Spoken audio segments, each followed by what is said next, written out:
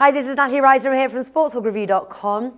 Now, not many would have thought it, but Manchester United are up in third place, 1 point above fourth place and 1 point below second place. Arsenal there. So a win is crucial if they want to end the season in the top four when they visit 12th place Everton on Sunday. Joining us now is William Hill's in-play radio host, Lee Phelps. He's going to break down the match for us, and let's see if he's got a top tip. Now, Lee, this is a must-win. They just can't afford to lose those 3 points. What are we going to see on the pitch? I think we're going to see a cagey game, actually. Everton have been doing a lot better in the last few weeks. Obviously, Man United have improved no end in the second half of the season, but I don't think we should get carried away too much by Man United's away form. You know, they haven't won. I think they've won 5 games away from home. Now, admittedly, one of those was against Arsenal, one was against Liverpool, so, you know, that's fair enough. Good results against, you know, other teams around them. I think Everton have improved quite a lot recently, though.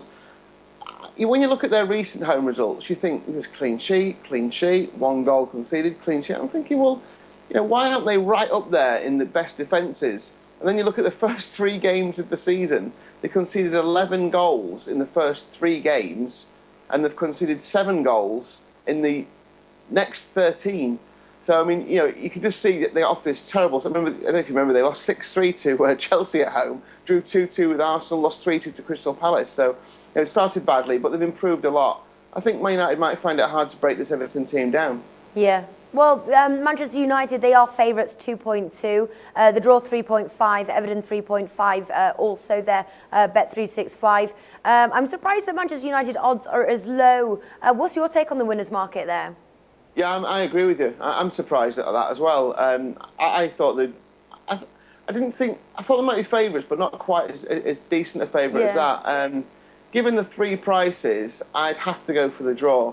You know, it's a big price, that. It's the same price as Everton, you know, and I think there's probably more likelihood of the draw landing. You look at Manchester United's away form, and although they haven't won that many games, it's not like they've lost a lot either. A lot of draws in there, you know, in their away performances. And Everton's season, really, the reason they haven't done as well as maybe they would have hoped is the draws. You know, they've had far too many draws at home as well. So I think when you look at both teams, I don't think both teams would settle for the draw as such.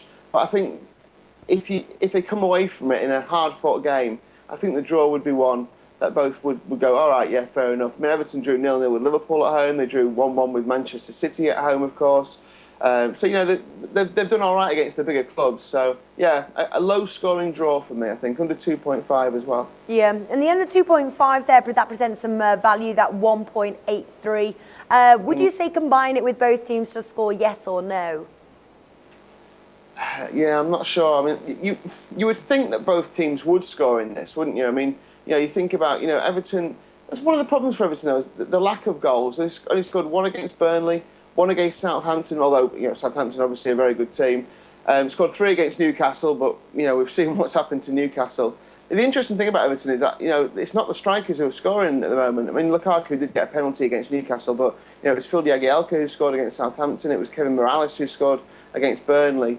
So I just wonder about where Everton's goals are coming from. Wouldn't be surprised if this is a 0-0 at all. I know Manchester United don't have too many goalless draws, but, you know, they failed to score at Chelsea, didn't they, of course, in that last game. That's the only time they haven't scored away from home since drawing 0-0 at Tottenham. They also failed to score at Man City. So there is a little pattern where the better teams, they're struggling to score against them. So, yeah, maybe the 0-0, but without being greedy, I'll just go for the draw. All right. Is the draw there the top tip for this match there, 3.5, the odds? Yeah, both cancelling each other out. There is one other bet, just very, very quickly. If you can find some odds on the Premier League top 10 betting, so who finishes in the top 10? Everton, earlier in the week, were a really nice price to finish in the top 10. And I think they'll continue to improve throughout until the end of the season. You can get them at about 2.2, Everton, to finish in the top 10. When you think teams like West Ham are 1.6, West Ham are on the way down, Everton on the way up. So I think now's the time. Everton at a good odds against price to be in the top 10 come the end of the season is a nice bet.